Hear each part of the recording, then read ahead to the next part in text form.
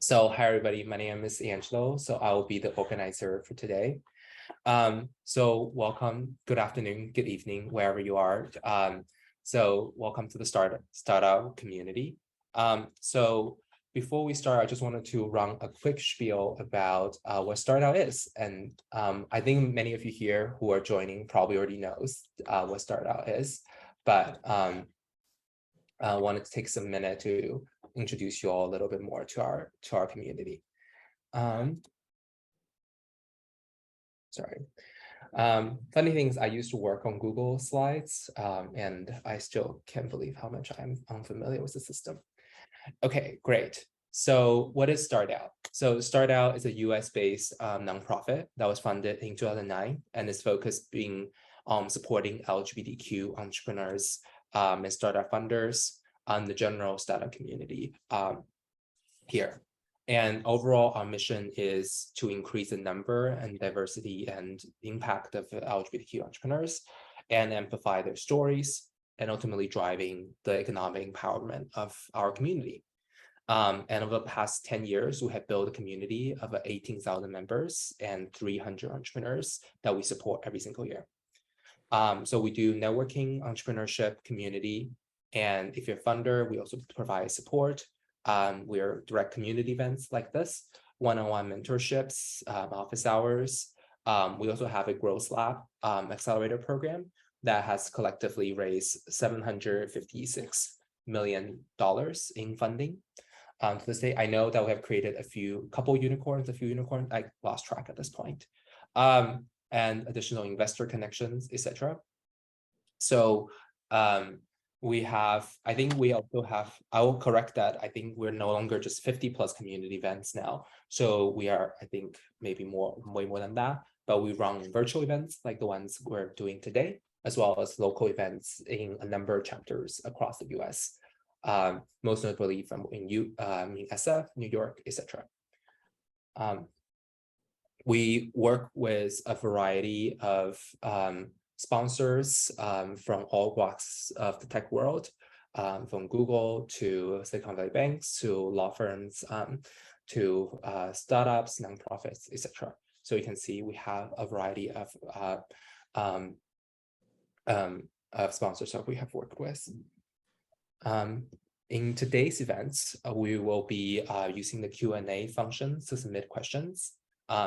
Alex, our lovely Alex, here will be managing the chat today, and then for any panelist specific questions, feel free to submit it in the Q&A.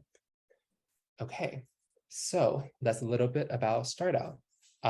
So for today, the question we'll be talking about really is around resiliency in the current climate, startup climate. As we all know, in case you haven't heard of it yet, we are going through a bit of a issue on macroeconomics. There's inflation. How much the news has been talking about inflation is I've lost track as well. And we have StartOut. We work with so many entrepreneurs and so many funders. We hear this all the time from funders that right now is a tough environment, but they're doing a variety of things to stay resilient. And that's what makes me personally feel so excited, because we know that some of the strongest startups in the past 10 years came out of the 2008 financial crisis. And every time when there's a change, it creates new economic opportunities for all of us. Thank you so much for everyone. Feel free to actually say hi in the chat as well. So, what was I going to say? Oh, right. So we have a variety of folks from all walks of life, including from funding, from as a funder perspective, like entrepreneur perspective, from a venture and a finance perspective. I will introduce myself a little bit first. So I'm Angelo. I'm on the StartOut Growth Board, and I work closely with Ellis here to organize a variety of events for StartOut. So outside of the work I do at StartOut, I'm a product manager at Moderator, where we work with a variety of different startups to help them design and build. Okay, that's a little bit about me. So I'm going to pass it over to Eve to just introduce yourself. Am I in your top left box? Is that why you're starting with me? Anyway, Because you look the best today. thank you, Angela. Thanks for having me, and Alex, thank you.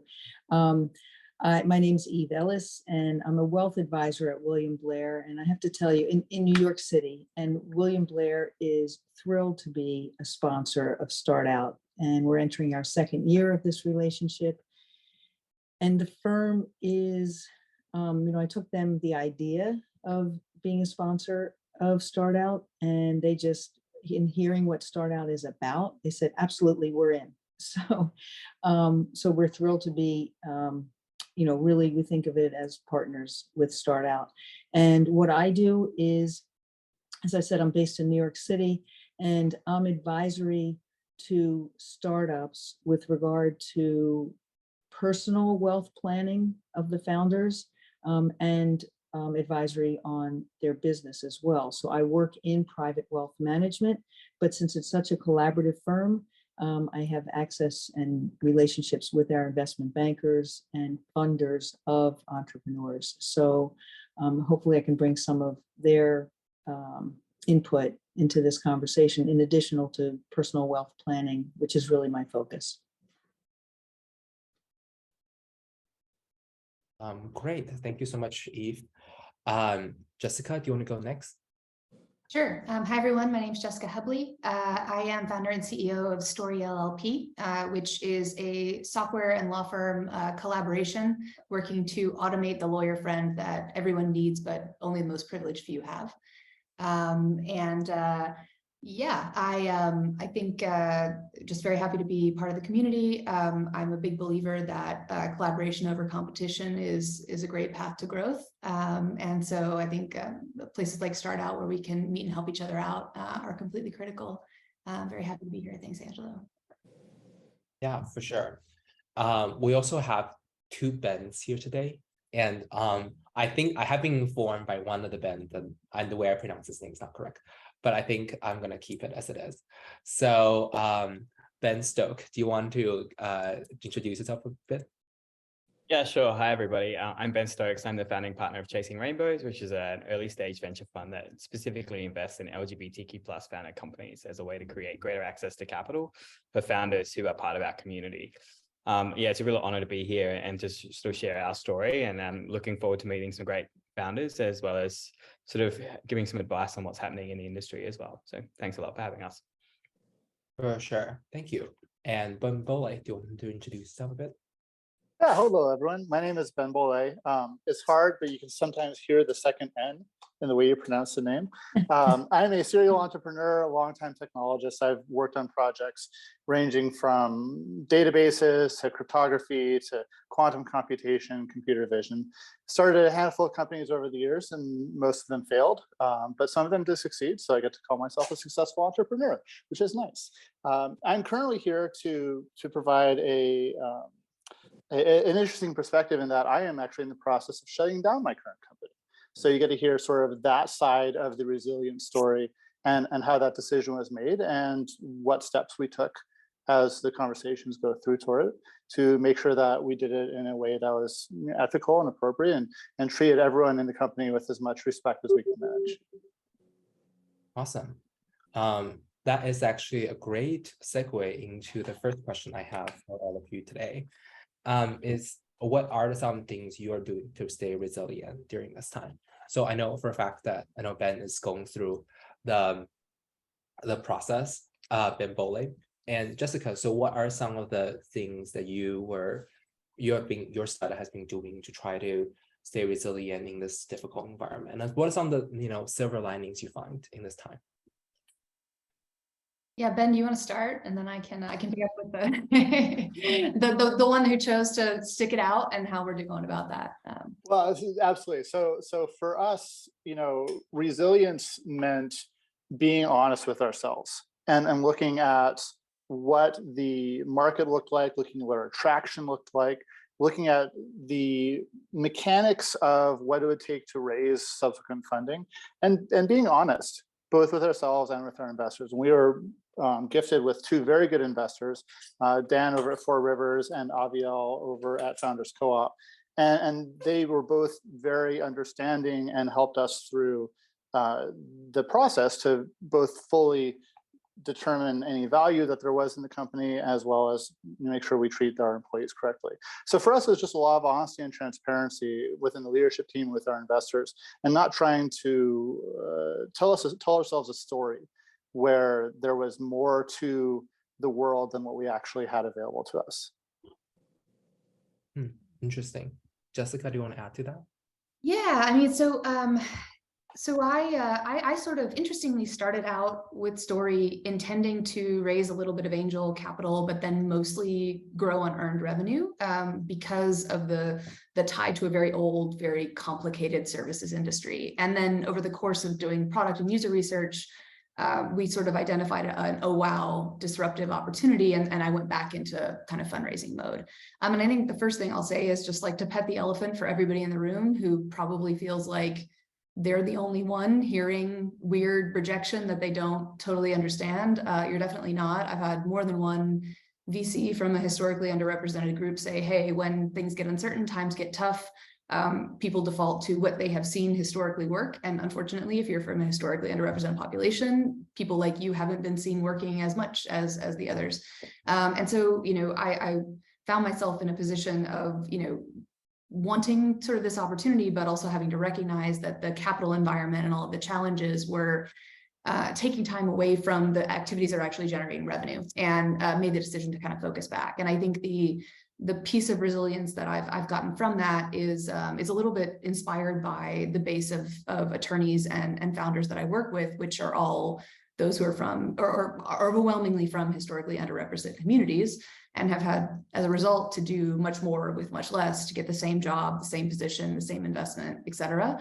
And I deeply and firmly believe that means they are better at the end of the day than the folks who did less to get there. And I have always been challenged by communicating that value to others or finding that they don't see it. But I think one thing about sort of having to get by with very scarce resources, that it forces you to hyper prioritize, forces you to really look at what is generating money. And I think there are a lot of things that I could have done 6 months ago that I'm kicking off now, having made the commitment that I'm not going to fundraise. And these are analog pilots. These are using, other people's products to run hack automations to demonstrate product market fit and generate some revenue before we start building a complex native system. And, I've come to believe over the past 3 or 4 weeks, possibly because I have to, that's actually going to make me better off in the long run. And I would say the same to others, that, if you're just forced to figure out ways to use less capital to make revenue in the very long run, that is probably going to serve you well. And so I've been heavily focused on that recently as a silver lining, if you will. Yeah, that's great. Because it does remind me, like, what I do often is that I work with, in my day job, I work a lot with startups and funders. And I definitely have noticed the trend where over the past year, the conversation shifted quite abruptly from growth to monetization. There's a lot more focus about how do we monetize, when do we think we can break even, what does the financial model look like, and investors would be looking at things differently than they did before. So which is a great question for Benn Stokes. Maybe just talk a little bit about, from the investor perspective, how you are seeing the current environment and how you're working with your entrepreneurs differently. Yeah, absolutely. And I completely agree with what both Ben and Jessica mentioned before around like really focusing on revenue, because revenue creates a sustainable business. And when you're sustainable, when you go to raise capital, you're not desperate to raise capital. Instead, you can do it strategically. And I think that that's a really important thing to remember here. The other thing, that we're really focusing on at the moment is seeing that shift in the fact that from an investment standpoint, the investors are being a little bit less open with how they're sort of investing as well, in a sense of the capital has sort of like tightened up slightly, you could say. And so in saying that, with all the different market trends and things happening, investors are still investing. They're just making those decisions a lot slower. So they're doing a little bit more in due diligence and things like that. And so when they are making those decisions, they really are focusing on, okay, well, is this company making revenue? Where is this company going to actually, create an outsized return for me? And how fast are they going to be able to do that as well?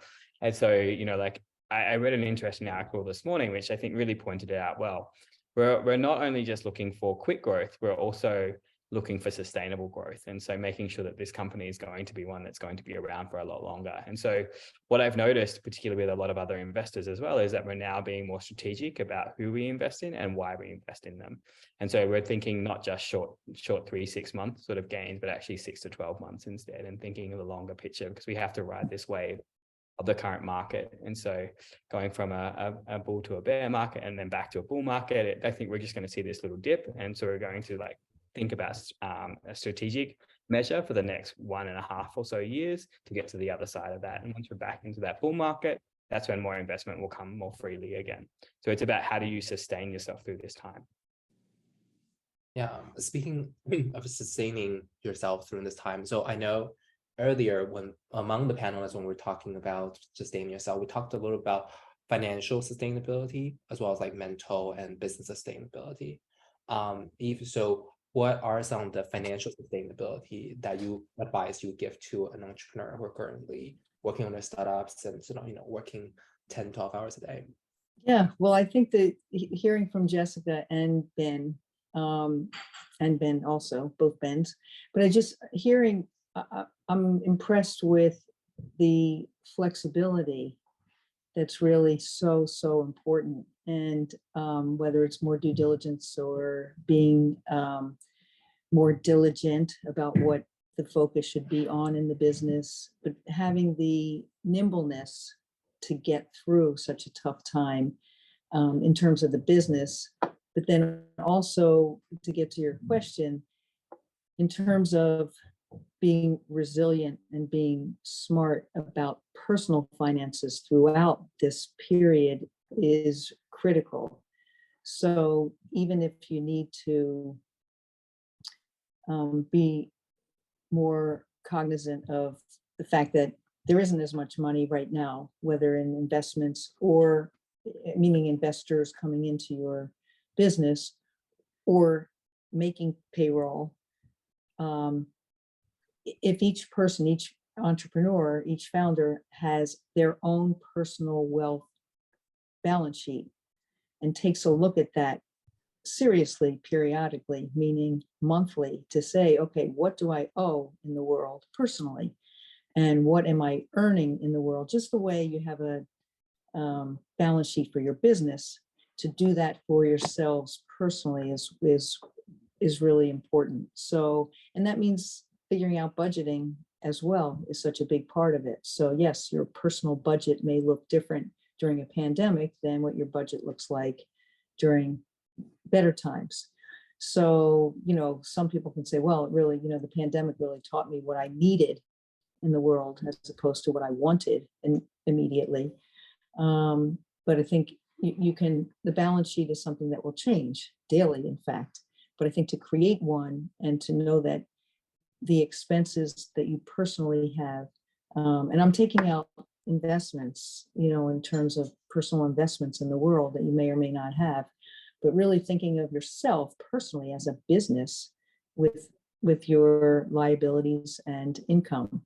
And, a lot of times people come to us and they say, my income's really sporadic. That's okay, but you can plan for that too, as much as possible. So, and I think that also shows funders that you are resilient because you can be flexible. And I think you need to show funders that flexibility personally. Yeah, for sure. I have remember, I myself remember when I was a funder, I remember taking a little bit of extra work in terms of consulting as well, to help manage the expenses.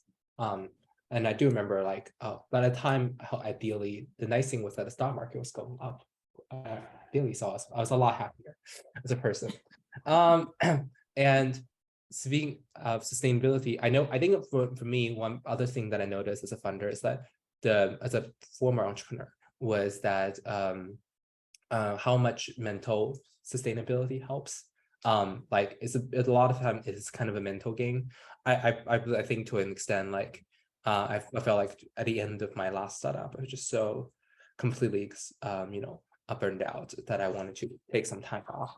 So Benn Bollay or Jessica, do you either of you have some stories about like how you sort of manage your mental health during the last few months?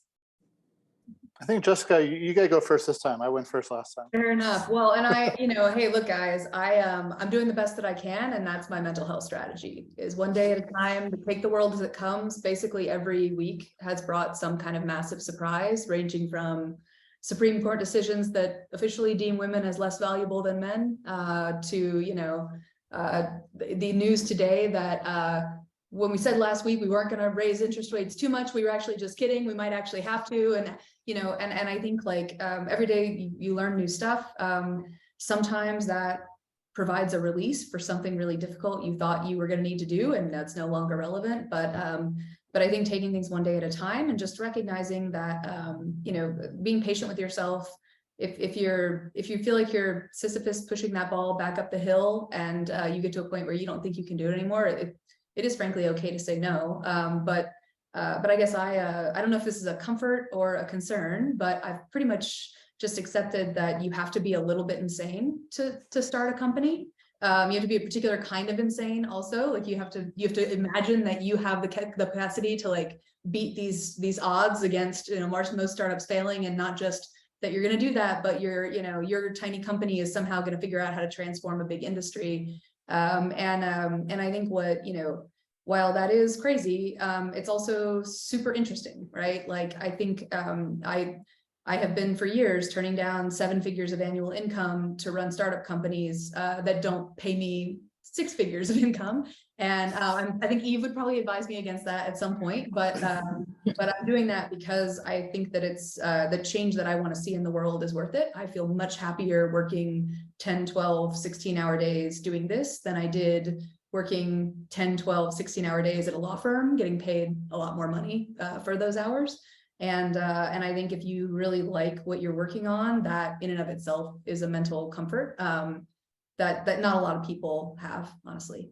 So that's my tip, or one method, let's say.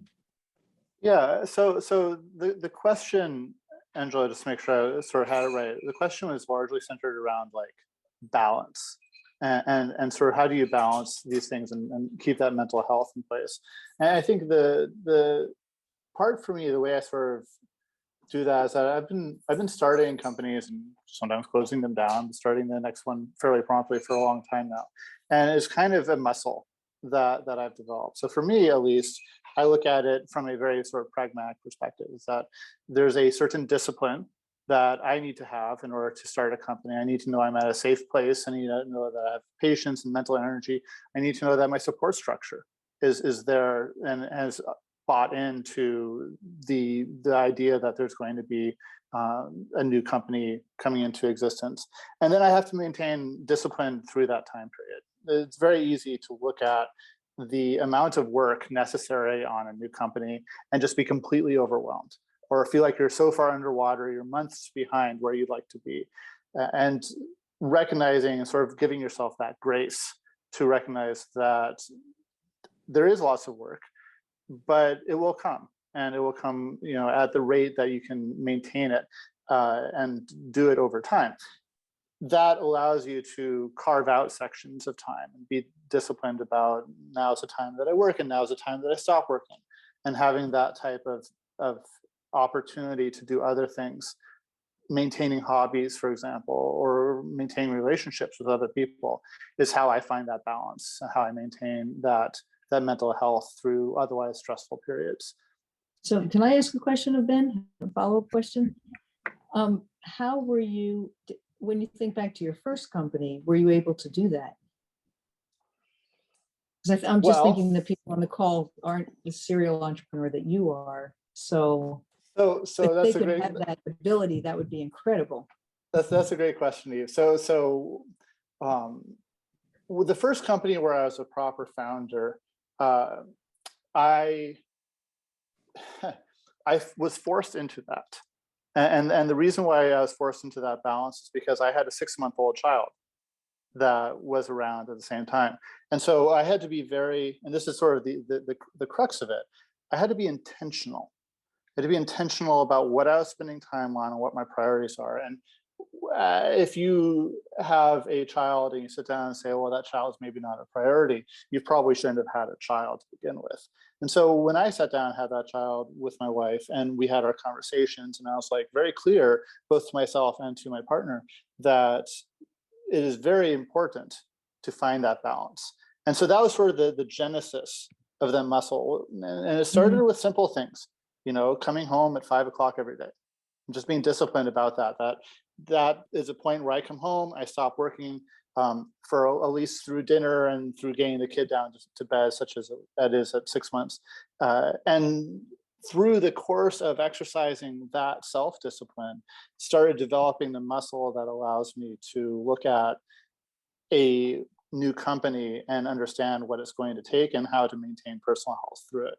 I had to have that almost two-child, high priority cognitive dissonance to recognize where that balance would fall.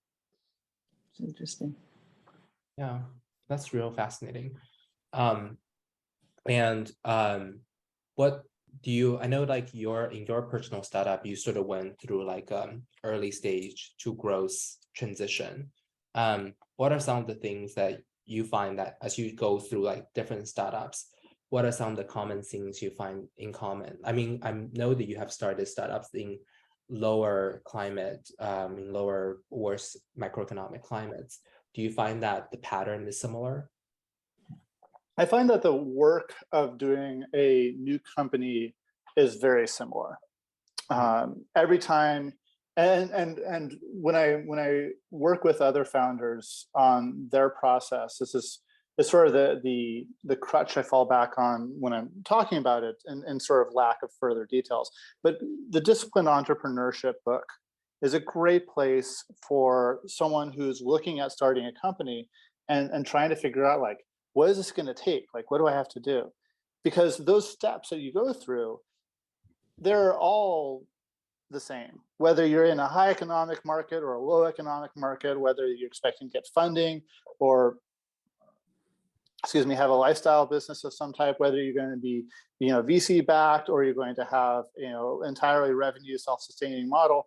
Those are the idea that you have to perform the discovery and really determine the models and the product market fit for the solution that you're excited about solving. That doesn't change.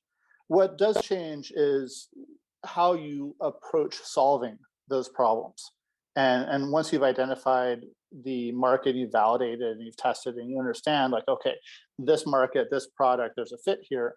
The approach that you take in order to build the company varies depending on the economic market, largely as a function of resources. If you have lots of resources, or you have the opportunity to get more resources fairly casually, you're going to do things that don't scale a lot more aggressively. You're going to spend human factor time, solve it with human brains, for example, rather than necessarily spending the time to build an AI. Not that that's necessarily easier. It's just sort of one of those easy trade-off points. So there's a lot of like that sort of devil in the details implementation case that comes out, I think. Jessica, do you want to chime in here and add to this? I mean, I think they're like, I agree with what you said. I think, like, this is this is probably my fifth company, and the one that went the furthest was a nonprofit, so it's a good bit different. But I think there's a lot of just vocabulary that you get through the reps, and it's all available to you right online. Like, I'd like to actually build it into my software, but places like StartOut could have a glossary or something like that too. And Y Combinator has a lot of really good resources just to help you understand different vocabulary. Like, what's the difference between authorized shares and issued shares is a really common one. And I also have a lot of like founder clients sort of being like, well, I just offered this guy a percentage of the company in options. And I'm sort of like, oh, because obviously the percentage of the company changes continuously as you issue options, as they're exercised, right? As founders leave, founders come back. So there are just a lot of things that you can do as a founder to just like take advantage of resources that folks have put together. Law firms love giving seminars about legal startup vocabulary because they want you to become their clients. They have free forms that you can use and explanations about them on their websites a lot of times. So I speak in the legal context, that's the one I'm most familiar with, but I think, you know, in terms of like investment instruments and things like that, give yourself a break if you aren't born with that vocabulary. There are actually very few people among us that are, and you know, if you don't grow up with Eve as your mom, you probably don't know a lot about, you know, financial planning terms and that kind of vocabulary. And that's something that's, you know, more true of historically underrepresented populations as well. So, you know, I think a little bit of time invested in getting up to speed on that can make a big difference and kind of close the gap between what you're like in your first startup and what you're like in your second or third or fifth one. But gosh, I could probably go on about the answer to that question for about the whole hour. So I'm going to stop there and let Angelo. It's interesting you gave the example about the stock options, because we actually do have a client now in wealth management who is an entrepreneur at StartOut and who did something similar to what you described. And I'm thinking, I didn't know that you existed. So that you know, we'd love to bring him to you if that's what. Yeah, any underrepresented founder, whether that's queer founder, female founder, I do free general counsel consults up to once a week with folks, right? No. To try to level that playing field. I'm happy to do it. It's product research for me. So yeah, Eve, anybody else, please. Terrific. Okay, thanks. Jessica, one of the things that really sort of clicked for me from what you described is this sort of invisible backpack narrative of the tools that we get, you and myself as well, from having done this now multiple times, is that there's a lot of things that we just pattern match on, and we're like, oh yeah, like I know this, I know that, like I've done this before, I've made that mistake in the past, I'm not going to make that mistake again. And that's the thing that makes talking to you incredibly valuable, is that a founder can come along to you and say, hey, like, you know, here's the situation, you know, like I did that 3 companies back, here's what happened, don't do that. And that's incredibly valuable to have a advisor or a mentor that can offer that type of feedback. I appreciate that. And hey, the good news is I've done this enough that I have a checklist of legal things that I do every single time, and I will give it to all of you for free if you email me. So I'll put my email in the chat and give you checklists for Delaware corporations that hopefully are helpful to folks. Because yeah, I just can't guilt someone for what they don't know. But I appreciate that, Ben. Yeah, definitely. Because I was reading this article I was sending to one of my funder that I work with. Yeah, and from YC, and talks about like, well, I can't, like the advisor from YC was saying, well, I can't really tell you how you're gonna succeed because frankly, no one knows. And I sometimes ask, I work with entrepreneurs and product people to try to find product market fit, and I say, well, I don't really know if whatever solution that I'm coming up with is going to work. Like no one knows product market fit, no one knows it's going to work, but I can at least tell you what didn't work or what like was a past failure. And do you find that quite a bit, Ben Stokes? Like, you know? Yeah, I think it's really important to like really talk to your investors as well and keep your investors as part of this conversation, because, you know, I think about it, you know, my success as an investor is your success as a founder, right? Your success as a founder is so pivotal to my success as an investor. And so we want to make sure that our startups have all of the information they need to be successful. And that's something that we've really been focusing on as a fund as well, is that we have this model called the ecosystem playbook, which is essentially creating an individualized playbook for each of the founders we work with to ensure their success. And that's based on capital releases, but also based on advice, and making sure that we are pulling from our collective advisor network that we have as part of our fund to ensure that those founders, you know, can get the support and the help that they need at the right time that they need it. And it's so important. And so I think, you know, like that's one thing that I'd really be focusing on as a founder, as you're looking to find the right investor, for you, is to understand where you are today and where you need to be in order to raise that next capital round, and find investors that are actually going to be strategic in helping you get to that point. And so understanding, okay, if you're at the early angel round or friends and family round, and you need to get to a pre-seed or a seed round, what are the metrics that those funders are requiring you to hit? And then how do you actually get to that point? And so being really strategic about understanding is that, you know, if it's an amount of revenue that you need to have, understanding, okay, well, how many customers is that going to take you to get that revenue?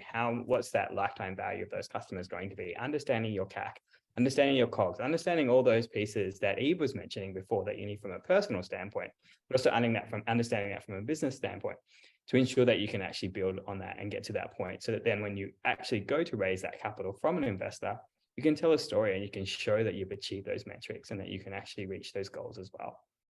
Yeah.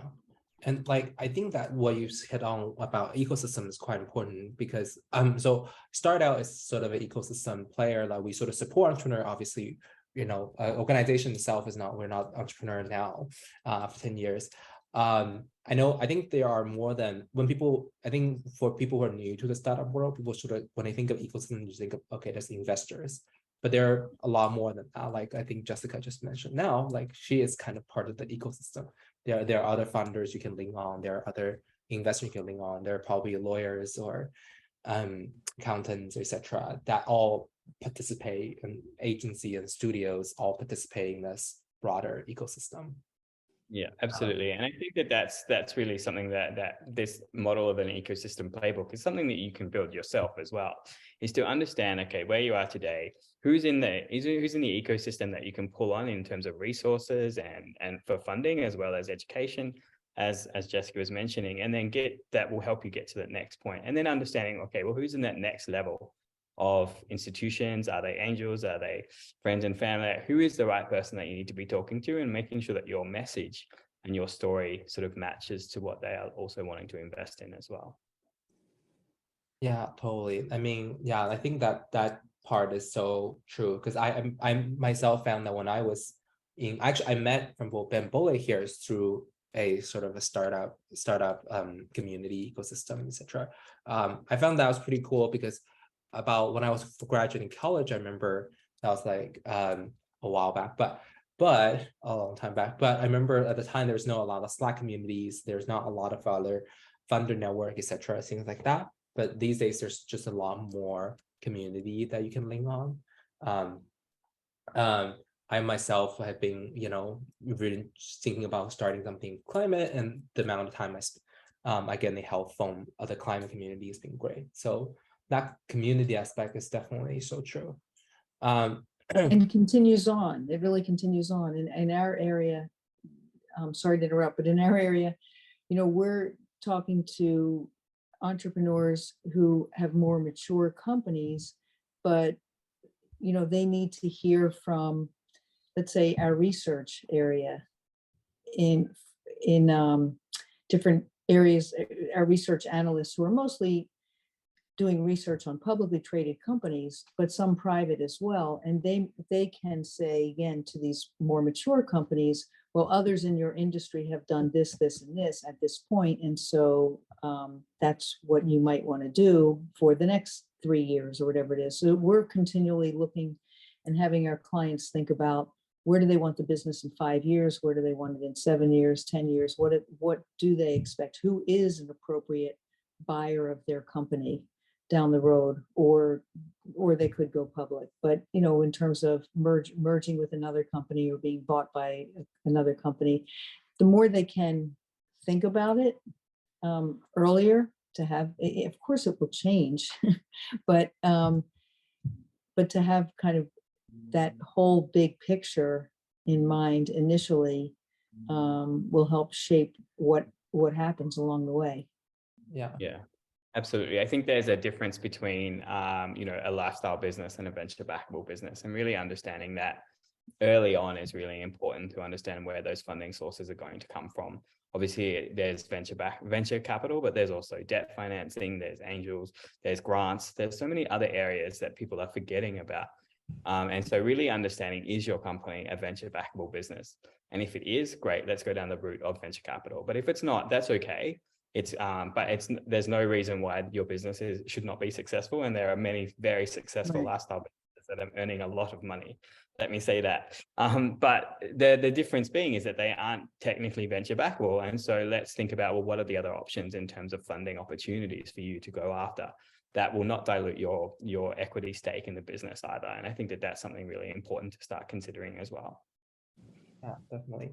I am curious, like Eve, so I know your company has been working with funders through this kind of like liquidation events type of deal. And it's something that, you know, most entrepreneurs, when they're entering startup, they don't think about. And it's like somewhat of opaque things in opaque area in the startup world.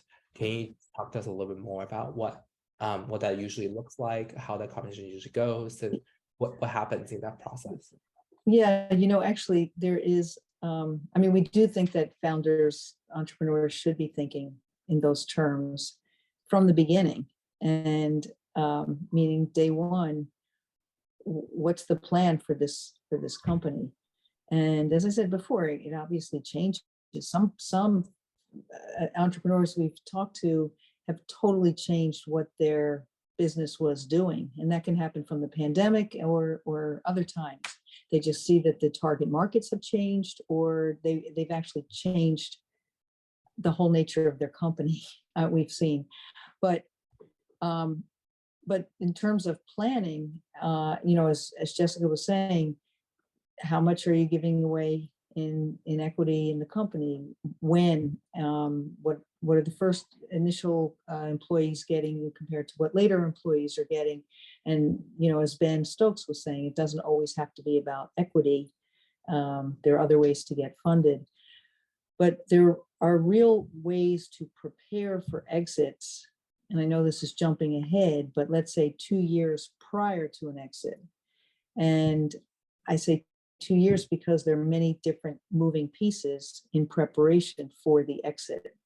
And so whether the exit's an IPO or it's a merger, or et cetera, or an acquisition, there are ways to plan for it that make it so that the government doesn't take as much money because you planned well. You can plan for, it could be you want to plan for your parents or your kids or whomever to get some stock in the company before the transaction. And those kinds of things, or take real planning. It could be that somebody wants to set up a donor advised fund. You do it before the transaction. So there are all these actions to do before the transaction, before the exit, that will benefit the entrepreneur. And one example is a client who made sure that the actual exit day, the actual date of transaction, was really a big day for her employees as well as for her. Now, I've also heard where there could be a big exit, there could be an exit, and that the entrepreneur after the exit is quite generous with the employees. But that's very different from planning ahead of time for the employees to share substantially in that day of the transaction. So not only was the employer thinking about herself, thinking about the employees, she also had planned for her family members and giving back in terms of philanthropy. So there's so many moving pieces that go into the pre-liquidity event that it's, my partner Nikolai often says to me, because some people will come to us as new clients and he'll say, God, if only they had told us before that they were going to do this, we could have helped them. But after the fact, you just miss out. You just miss out. So it's really key to plan. And so I know I'm jumping ahead to exit, but thinking about it very early on is huge, even if the same path is not taken. And entrepreneurs can reach out to you or your firm for advice. Absolutely. And for us at the firm, of course we're a for-profit business, but our firm is very focused, and Nikolai and I are very focused on thought leadership and just giving as much in terms of what others are doing. And after this, actually, I'll send you, unless you already have it, Angelo, I'm not sure. I'll send you a document about pre-liquidity planning and send you a link to our website for entrepreneurs. It's like a mini website, and new information comes out there often. But again, I love making an intro to somebody in research who sees companies in same industries all the time, to just kind of have entrepreneurs realize what else, just look at the whole ecosystem, not just, we all tend to just look at what we do. And it's really, the world is bigger than that, much bigger. I just follow on to that because I have similar conversations with people about legal stuff where I'm kind of trying to help people do the right stuff at the beginning. And it's really hard. Let me just acknowledge and like pet the elephant when you're just trying to keep your head above water and get through every day and you're working 14 hours to like put time in to plan for something that's not going to be relevant, and for a couple of years. It's hard, but it does actually prove worthwhile. And I think like sometimes one thing I realized for myself between my last company and this one was I would wake up in the morning and just start tackling my email. And I was being very reactive and just dealing with what was coming at me. And I now, and with this company, I've sort of set aside different blocks of time in the day to think about the priority long-term stuff, the big issues, and make sure that they don't get cut out of the day because I'm trying to type a quick email response to this random person or that random person that reached out.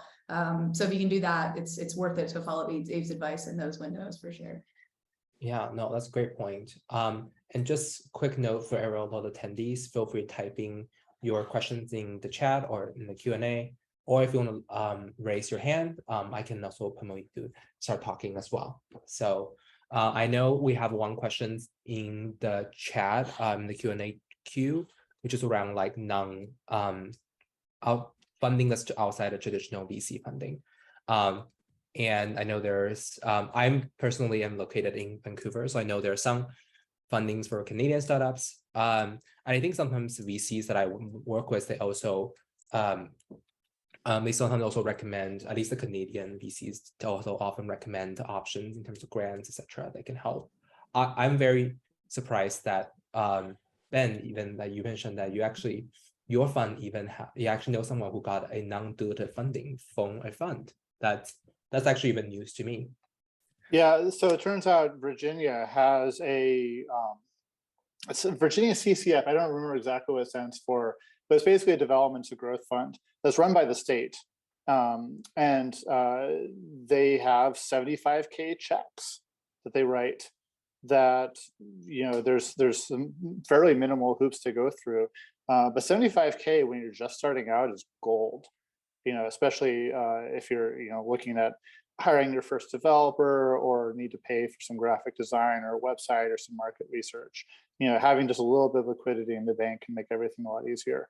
I don't know many other states that have that type of thing. So I don't know how common it is. I've never heard of it here in Washington, never heard of it in California. I would expect that people would tell me about it if it existed, because it's great for everyone, frankly.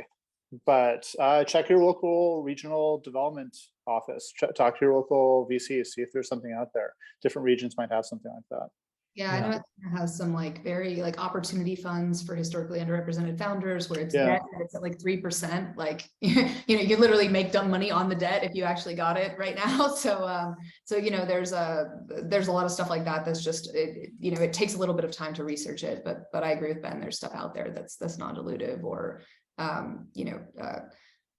if you are running a business that's generating cash flows, there are a lot of options. Like ARC Treasury, I think, is one that lends based on cash flows, and you just they kind of back your cash flow over time, so you have a little bit of working capital revolving if you need that.